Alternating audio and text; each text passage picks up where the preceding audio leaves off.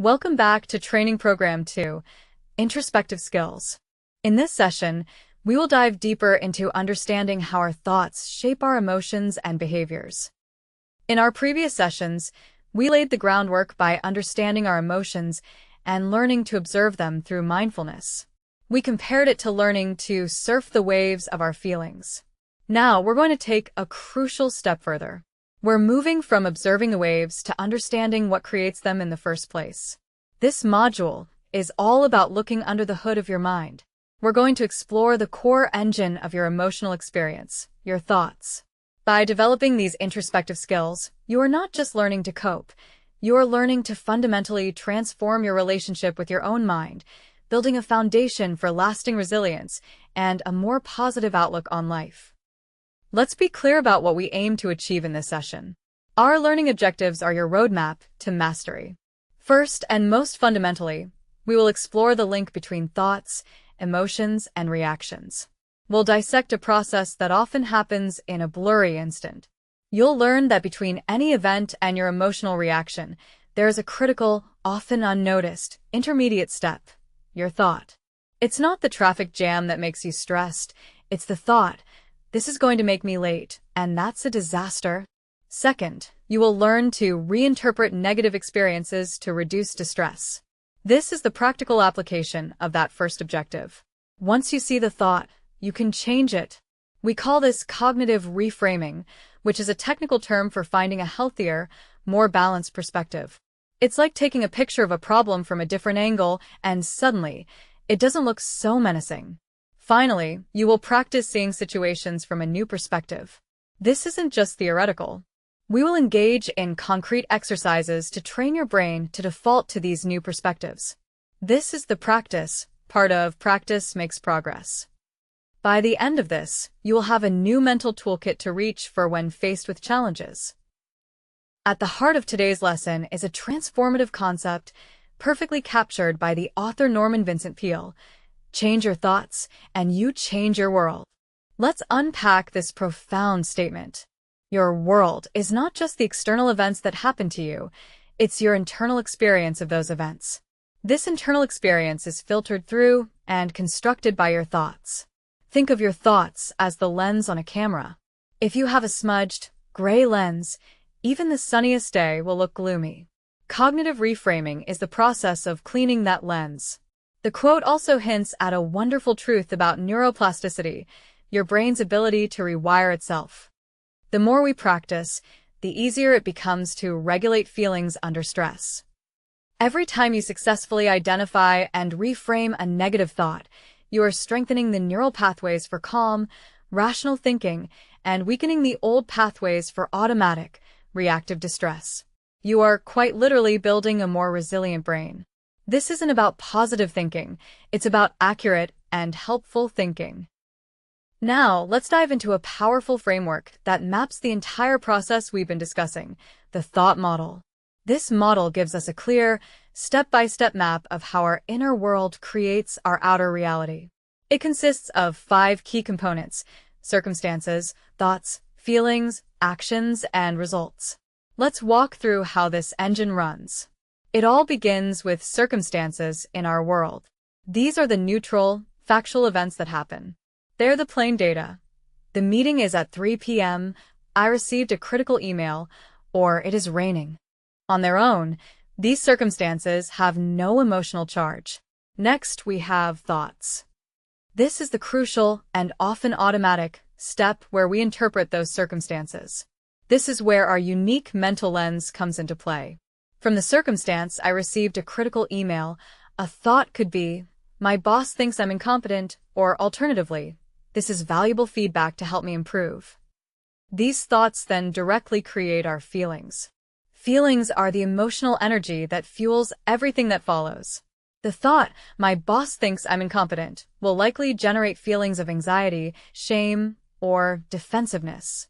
The thought, this is valuable feedback, might generate feelings of slight discomfort but also motivation and curiosity. These feelings, in turn, drive our actions or inactions. How we feel dictates how we behave. Feeling anxious and defensive might lead to the action of avoiding your boss, deleting the email, or replying with a justification. Feeling motivated and curious might lead to the action of rereading the feedback carefully, drafting a plan for improvement, or asking for clarification. These actions then create our results. The results are the direct outcomes in your life.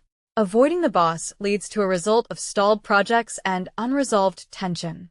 Engaging with the feedback leads to a result of personal growth and improved performance.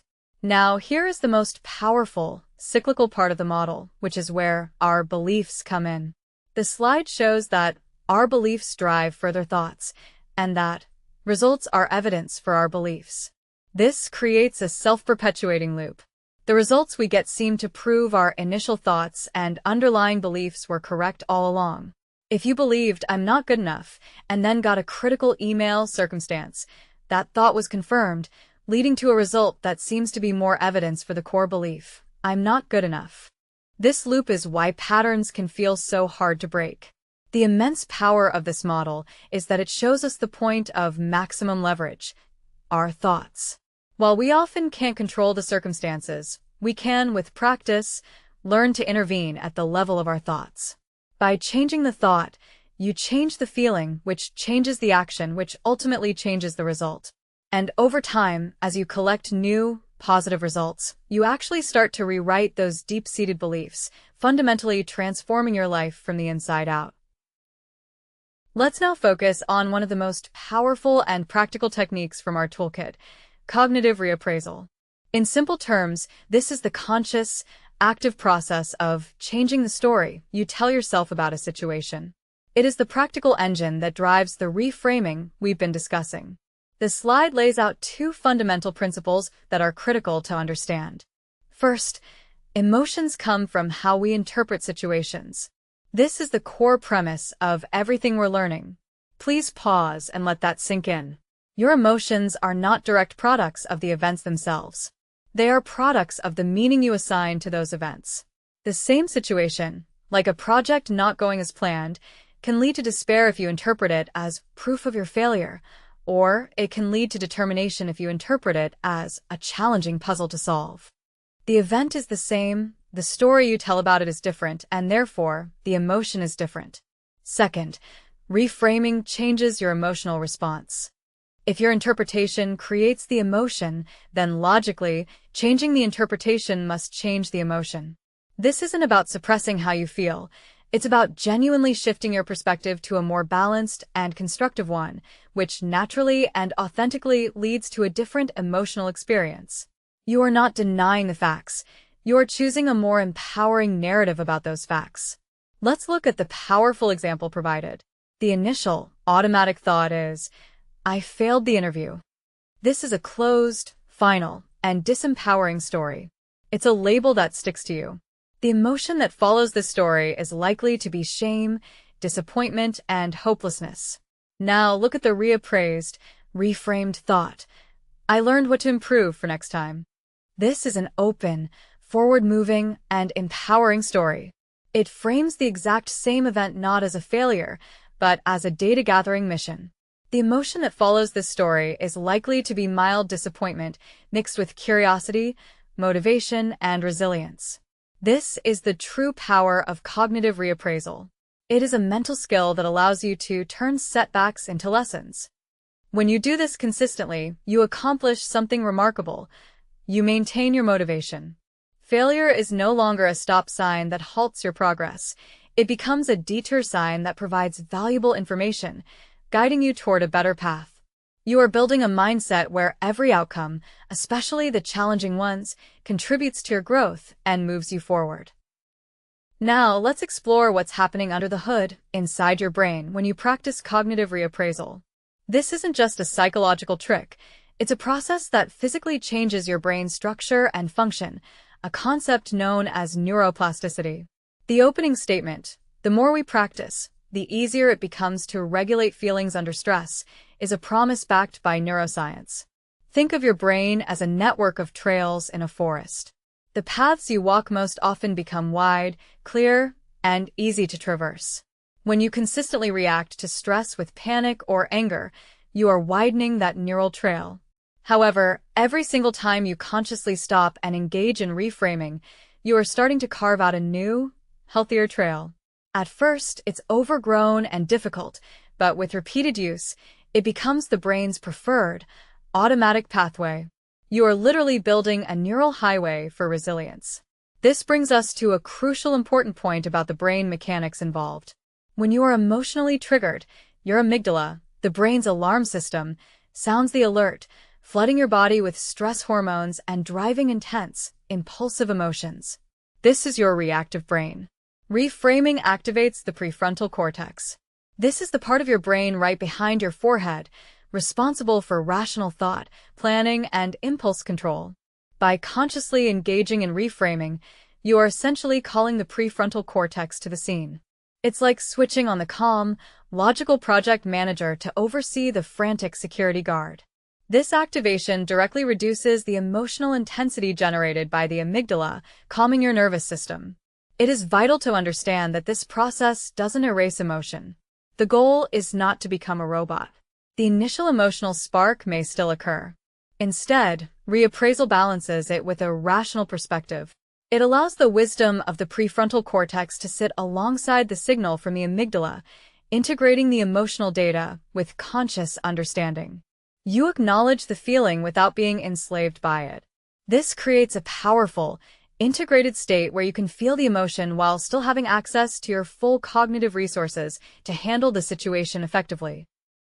Activity time. Bring your journal and answer these questions. This is where we move from theory to practice, turning these powerful concepts into personal skills. Let's work through these techniques one by one. First, begin with reflection. Take a moment of quiet introspection and ask yourself, which recurring thought could I reframe today? Identify one persistent, unhelpful thought that has been on your mind. Write it down clearly. Now, let's apply a series of powerful questions to challenge and reshape that thought. 1. Ask for evidence. Directly challenge the thought's validity. Write down your answer to, is this thought completely true? Look for hard, factual evidence. Are you ignoring evidence that contradicts this thought? 2. Shift your focus. Broaden your perspective. Answer this. What else might be happening? Consider alternative explanations for the situation. What would a neutral observer see? 3. Replace judgment with curiosity. Swap a critical voice for an investigative one. Instead of judging yourself or others, write down what you discover when you approach the thought with genuine curiosity. 4. Reframe the fundamental question. This is the ultimate empowerment tool. Actively transform the disempowering question, why me, into the constructive and forward-looking, what can I learn from this? Write down your answer. What is the potential lesson or growth opportunity hidden in this situation? Take your time with each step. The goal is not to rush, but to deeply and honestly engage with your own thought patterns, building the mental muscle of cognitive reappraisal. Thank you for your dedication and the profound work you've done here today. You've engaged with challenging concepts and taken brave steps toward mastering your inner world. The skills you've practiced, recognizing your thought patterns and consciously reframing them, are foundational to lasting emotional resilience. You have now built a strong foundation in understanding and managing your emotions. But our journey of introspection continues. The insights you've gained here will be vital for what comes next. We encourage you to proceed to topic 3, where we will build directly upon this foundation. Get ready to learn practical techniques for applying these insights in your daily interactions and relationships, taking your personal development to the next level. Your journey to leading from the inside out continues. We'll see you there.